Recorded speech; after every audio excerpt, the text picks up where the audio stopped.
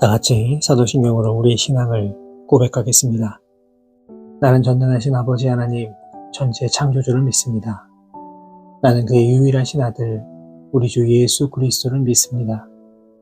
그는 성령으로 잉태되어 동정녀 마리아에게서 나시고 본디오 빌라도에게 고난을 받아 십자가에 못 박혀 죽으시고 장사된 지 사흘 만에 죽은 자 가운데서 다시 살아나셨으며 하늘에 오르시어 전능하신 아버지 하나님 우편에 앉아 계시다가 거기로부터 살아있는 자와 죽은 자를 심판하러 오십니다. 나는 성령을 믿으며 거룩한 공교회와 성도의 교제와 죄를 용서받는 것과 몸의 부활과 영생을 믿습니다. 아멘. 다 같이 찬송가 423장 먹보다도 더 검은 함께 찬송하시겠습니다.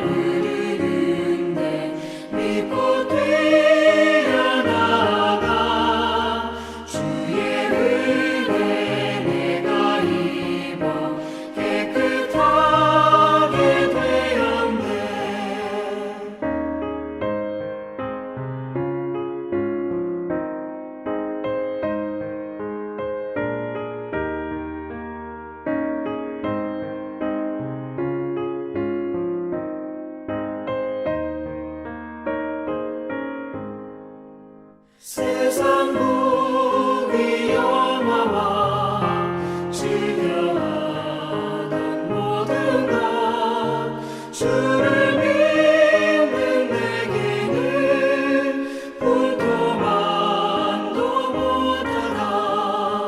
주의 보혈 흐르는데 믿고 뛰어나가 주의 은혜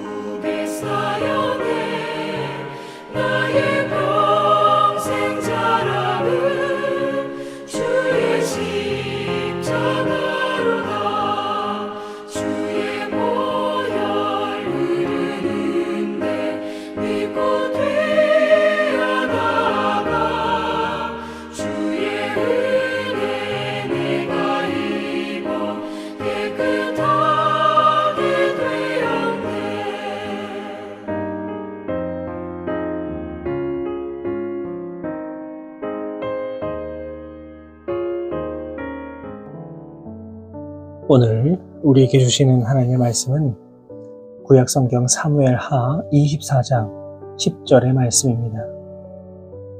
사무엘하 24장 10절의 말씀을 제가 받들어 봉독합니다. 다윗이 백성을 조사한 후에 그의 마음에 자책하고 다윗이 여호와께 아뢰되 내가 이 일을 행함으로 큰 죄를 범하였나이다. 여호와여 이제 간구하옵나니 종의 죄를 사하여 주옵소서. 내가 심히 미련하게 행하였나이다 하니라. 아멘. 사무엘하 24장에는 다윗이 행한 이스라엘 민족의 인구조사의 내용이 나옵니다. 그리고 본문 10절의 말씀을 한번 보십시오. 다윗이 무엇이라고 말하고 있습니까? 다윗이 백성을 조사한 후에 그의 마음에 자책하고 라고 기록이 되어 있습니다. 그러니까 인구를 조사한 것이 잘못되었구나 깨달았다는 겁니다. 여러분, 그런데 다윗이 이처럼 마음에 자책이 든 때가 언제였을까요? 그것은 바로 인구조사를 행한 직후가 아니라 인구를 조사한 후에 무려 10개월이 지난 후였습니다. 다시 말해서 비록 때는 늦었지만 그래도 죄를 깨닫고 그것이 하나님 앞에서 잘못된 것임을 고백했다는 것입니다. 그런데 생각해보면 이것은 결코 쉽지 않은 일입니다. 왜 그렇습니까? 우리가 살아가는 세상에는요, 죄가 죄인지도 모르고 그렇게 살아가다가 결국에는 회개에 이르지 못하고 멸망의 자리로 나아가는 사람들이 얼마나 많은지 모릅니다. 이렇게 본다면 다윗이 지금 뒤늦게나마 자신의 죄를 깨닫고 회개할 수 있었다라고 하는 것은 참 감사한 일이다라고 말할 수가 있습니다. 사실 우리가 우리 자신의 죄를 스스로 깨닫는다라고 하는 게 참 어려운 일입니다. 왜냐하면 원래 다른 사람의 허물은 참 커다랗게 보이지만 이 자신의 허물, 자신의 죄악은 잘 보이지 않기 때문입니다. 더욱이 시간이 꽤 지난 일을 생각해내고 그것이 잘못이었음을 인정한다라고 하는 것, 이것은 더더욱 쉬운 일이 아닙니다. 왜냐하면 그냥 지난 일 덮어버리면 되지, 그냥 묻어버리면 되지, 들추어서 뭐하나 라고 하는 것이 많은 사람들이 가지고 있는 생각이기 때문입니다. 하지만 시간이 지났어도 다윗은 그것이 범죄였음을 깨달았습니다. 그렇기 때문에 이것은 하나님께서 다윗의 삶 가운데 역사하셔서 그것이 범죄였다라는 것을 깨닫도록 해주신 것입니다. 사랑하는 여러분, 이처럼 성령님께서 역사하시면 아무리 세월이 지난 일이라고 하더라도 다시금 그 죄를 기억나게 해주시고 우리를 회개의 자리로 인도해 주심을 기억하시기를 바랍니다. 혹시라도 이 시간에 아주 오래된 잘못이라고 하더라도 우리의 죄악이 기억난다면 그것은 성령님께서 역사해 주시는 순간임을 꼭 기억하십시오. 죄를 깨닫는다라고 하는 것은 결코 부끄러운 일이 아닙니다. 오히려 주님 앞에서 정직한 영을 회복할 수 있는 지름길입니다. 성령님의 역사에 민감하게 반응하시고 주님께서 인도하시는 그 회개의 자리로 당당하게 나아가는 우리 모든 성도 여러분 되시기를 바랍니다. 여러분, 그런데 오늘 본문을 통해서 생각해 보아야 할 문제는 그 인구조사가 그렇게 잘못된 것인가 라고 하는 아주 근본적인 질문입니다. 당연히 인구조사 그 자체만 가지고는 그것이 범죄라고 말할 수 없습니다. 왜냐하면 예전이나 지금이나 정확한 국민의 숫자를 아는 것, 그것은 한 나라의 국력을 판단할 수 있는 아주 귀중한 척도가 되기 때문입니다. 그렇기 때문에 다윗이 만약 공의를 위하여서 인구조사를 실시했다면 아마도 하나님께 칭찬을 받았을 겁니다. 하지만 다윗은 인구조사에 대한 목적부터가 잘못되었습니다. 다윗은 오로지 자신의 능력을 과시하기 위하여서 인구조사를 실시했습니다. 자기가 소집할 수 있는 군대의 숫자가 얼마나 될지 거기에 더 집중했습니다. 그의 이러한 마음은 인구조사의 총책임자를 어떤 행정관료를 시킨 것이 아니라 군대 장관 요압에게 맡겼음을 통해서 짐작해 볼 수 있습니다. 결국 하나님의 뜻에 따라서 살아왔던 다윗도 나라가 안정되고 부강한 위치에 오르자 자신의 힘을 과시하고자 하는 잘못된 판단을 하게 된 것입니다. 다시 말해서 다윗이 실시한 인구조사는 지극히 인간 중심으로 실시한 어떤 인본주의의 결과라고 말할 수 있습니다. 여러분, 인본주의가 무엇입니까? 쉽게 말해서 내가 주인이 되는 것입니다. 인간적인 판단, 인간적인 계산에 의지하여 살아가려는 그러한 삶의 태도를 말합니다. 이 시간 우리들의 삶의 모습을 돌아보십시오.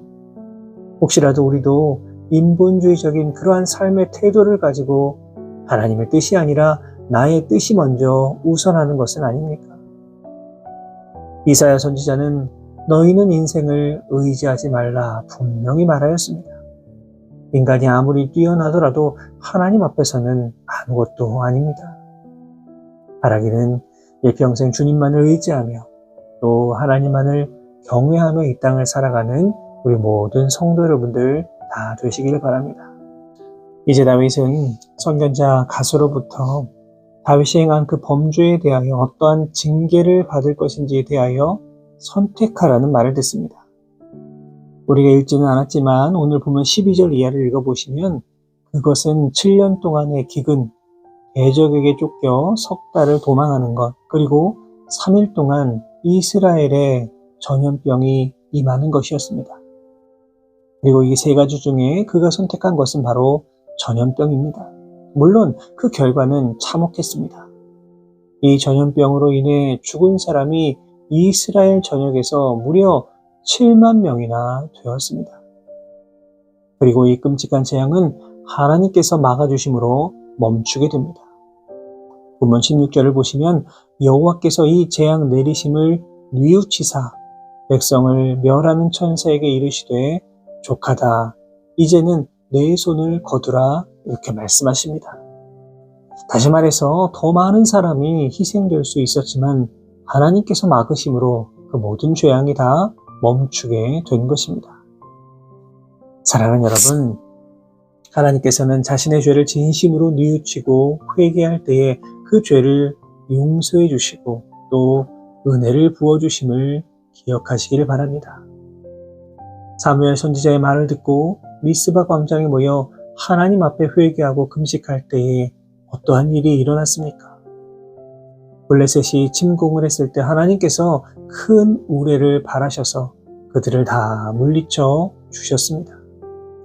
다시 말해서 온 민족이 주님 앞에 전심을 다하여서 회개하였을 때에 그 죄를 용서해 주시고 다시금 이스라엘을 구원해 주시는 그 놀라운 은혜를 경험하게 된 것입니다. 그렇다면 오늘 우리가 서 있는 이 자리는 어떠합니까? 혹시라도 우리에게 환난이나 징계나 아픔의 시간이 있으십니까? 그렇다면 이제 우리들의 삶을 돌아보아야 합니다. 혹시라도 하나님을 향한 범죄가 있는가 살펴보아야 합니다. 그리고 혹여라도 무엇인가 생각이 난다면 반드시 회개의 자리로 나아가야만 합니다.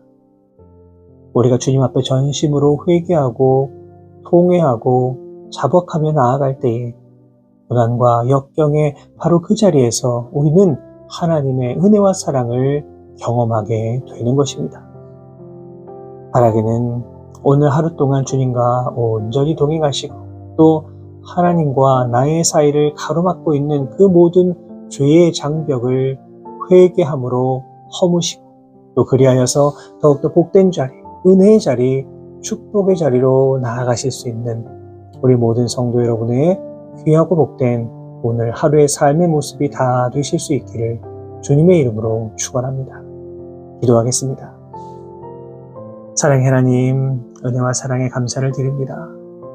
이 세상 수많은 사람들 가운데 우리를 선별하셔서 주님의 귀한 자녀로 삼아 주신 하나님 아버지의 놀라운 은혜와 사랑을 언제나 기억하며 살아가게 하시고 언제나 주님을 더 영화롭게 하기 위하여 최선을 다해 노력하며 나아가는 우리 모두가 다 되게 하여 주옵소서. 우리의 의지와 뜻만 가지고 이 험한 세상 이겨 나아갈 수 없기에 늘 주님의 도우심을 간구합니다. 우리의 삶 가운데 역사하여 주셔서 우리가 세상 가운데 넘어지지 않고 쓰러지지 않을 수 있도록 우리들의 삶을 인도하여 주옵소서. 주신 말씀을 기억합니다. 다윗이 자신의 죄를 깨달았던 것처럼 우리도 아주 조그마한 죄라도 간과하지 아니하고 깨닫고 회개하며 나아갈 수 있도록 인도하여 주옵소서. 무엇보다 성령님의 역사에 민감하게 반응하게 하시고 늘 회개 자리로 나아가 죄사함의 복을 받아 누리는 우리 모두 되게 하여 주옵소서. 무엇보다 내가 중심이 되고자 하는 인본주의적인 그런 마음 다 버리게 하여 주시고 우리의 삶에서 오직 주님만 주인 되어 주셔서 주님의 뜻을 온전히 이루며 살아가는 우리가 다 되게 하여 주옵소서. 오늘 하루도 온전히 우리와 동행하여 주실 것을 믿사오며 예수 그리스도의 이름으로 기도하옵나이다. 아멘.